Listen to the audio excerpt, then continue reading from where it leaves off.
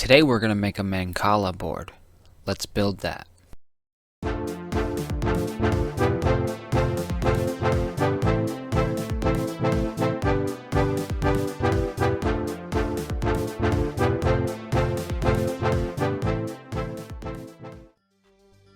started out by cutting 2 walnut boards to 15 inches. I also ripped these on the table saw to 1 7/8 inches. I then cut a maple strip at 1/4 inch. These 3 pieces together will make up the board and should equal 4 inches. I then used some glue and a lot of clamps to laminate these together.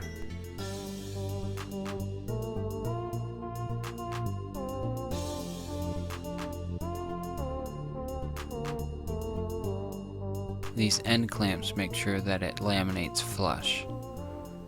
Then once it was all clamped up, I just kept clamping it. Now that that's done, while it's drying, we can move on to make the jig for the router. This is what we'll use to keep the shape uniform.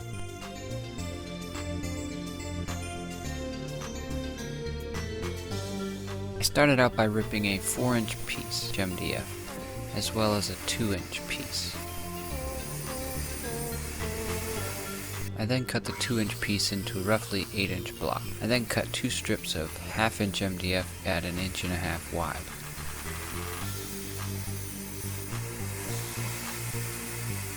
Using that 4-inch strip, we can lay out our Mancala board. This is our mock-up for testing.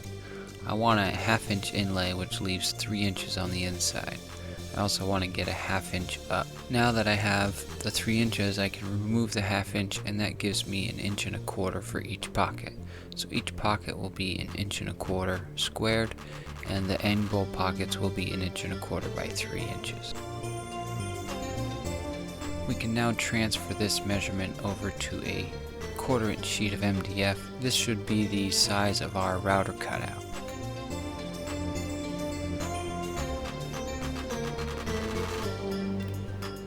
We can then take measurements of our router plate.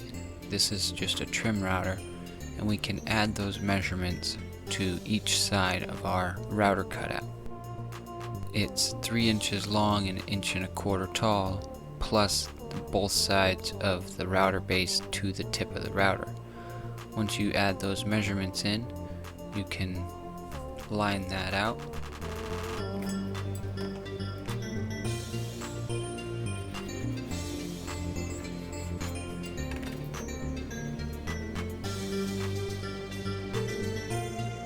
I then did the same thing with the other side of the router and added it to the 3-inch side.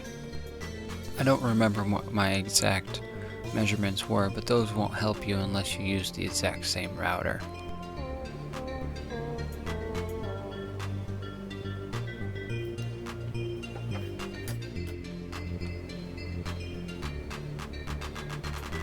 This is your router plate. I then took the measurements from the router plate and cut it out into 1/2 inch MDF. As you can see, this lines up with our previous mark. Now you can take that router plate plus your 2.5 inch strips and rip your 1/4 inch MDF to that width.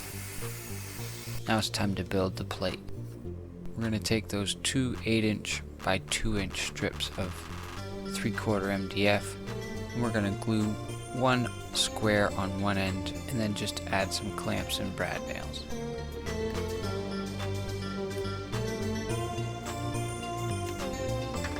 Now we can put our 4-inch mock-up and clamp and nail the other strip to the other side. This will give us a groove we can slide our board through. Now on the top side, we're going to put one of those 1.5 inch strips square with the side rails. We can then install our router plate, glue on the other 1.5 inch strip.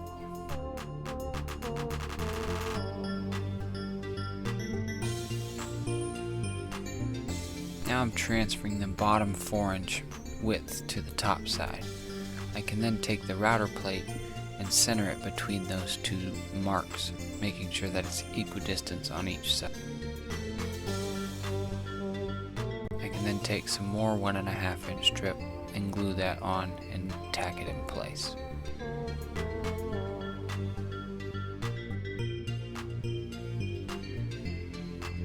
To get the router plate out, I just use a screw, but you're going to need it later. I then took some blue tape and marked the front side of my router jig as well as the router. That way I can make sure that the fences line up every time. It's then time to route out the jig.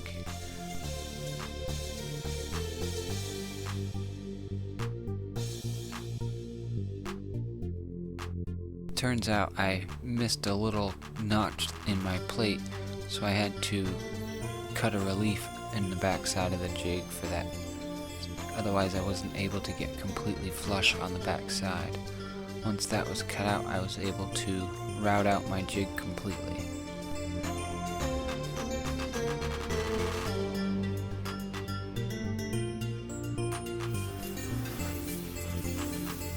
And the jig's pretty much complete now.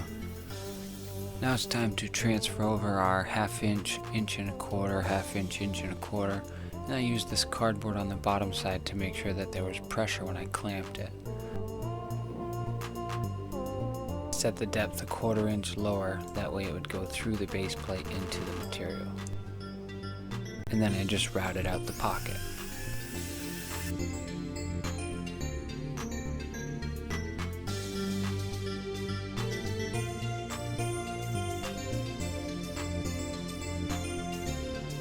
Sawdust tended to be an issue, so I had to stop periodically and remove it as it was jamming up the fence.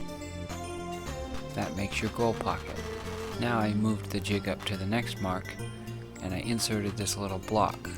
This block is equal to the distance of our space, which is 1/2 inch, as well as our cup, which is 1.25 inch. So that block is 1.75 inch. I can put it on the right side, route out that pocket, switch it over, and then route the other one. And that will take up the space in the jig to make sure we have our 1/2 inch spacing as well as the equal 3 inches wide. Now that I know the jig is working and all the measurements are right, it's time to move on to the real thing. So I started by cleaning up all the squeeze out on my board with a chisel. Then I gave it a good sanding with some 100 grit to make sure it was all flush and smooth. Then I cleaned up the edges with the chop saw. I then transferred those measurements over to this board for the jig, which would be starting 1/2 inch and then 1.25 inch, 1/2 inch, 1.25 inch, until you have 4 pockets on each side. I then flipped it over and marked up on the other side, leaving whatever gap was in the middle. And then I just went to town on the router and used the jigs. I ended up having a little issues with some tear out, and I also forgot to put the spacer plate in a couple times and had some digs in it that weren't so sightly. But hey, it's a first time project and I think it went pretty well. And the good thing is I now have this jig, so if I ever wanted to make another set, I just need to get a 4-inch board and I can make another Mancala board.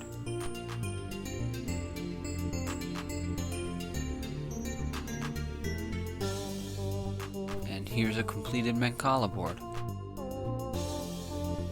I then give it a little dress up with a 1/4 inch round over on the top side and 1/8 inch round over on the bottom side.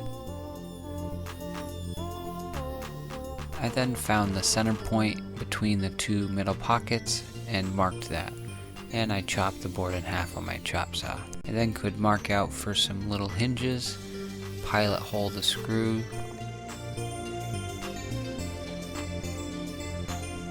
and then screw the hinge on. My screw ended up being a little bit long, so I had to remove it and snip some off with some wire cutters. Once I put it back in, no more protruding screw, and it worked out good. I then installed the other hinge and it was time for the closure.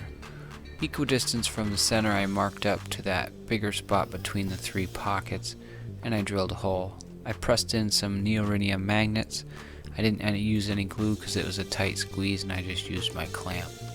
and then repeated the process on the other side, observing the polarity so that you know they close and not reject each other. And that pretty much completes the board. To finish it off, I gave it a good rub down with a 50-50 mix of coconut oil beeswax and buffed it with a cloth.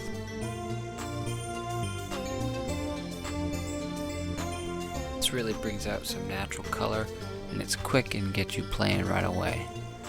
So that's pretty much the finished board.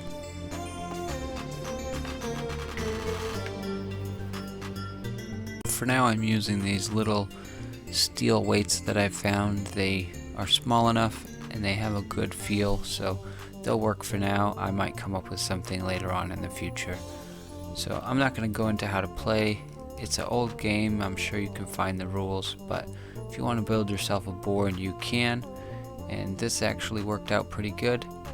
The strip down the center was an afterthought. I thought I had enough board to make it 4 inches wide, but the boards were just a little bit too short, so I had to add that scab piece, and I kind of actually like the way it turned out, so if I ever made another one, I'd probably end up doing that again. Not the perfect project, had some tear out, had some technical difficulties using the jig for the first time, but I think if you have a really nice router bit and you take your time, it'll work out good. Anyways, I hope you liked this project and I hope you followed along. If you did, feel free to give it a thumbs up and share it with your friends. If you have any questions, feel free to leave it down in the comments. If you want to see more videos like this, feel free to subscribe to the channel, UNI DIY. Thanks for watching, and I'll see you guys on the next project.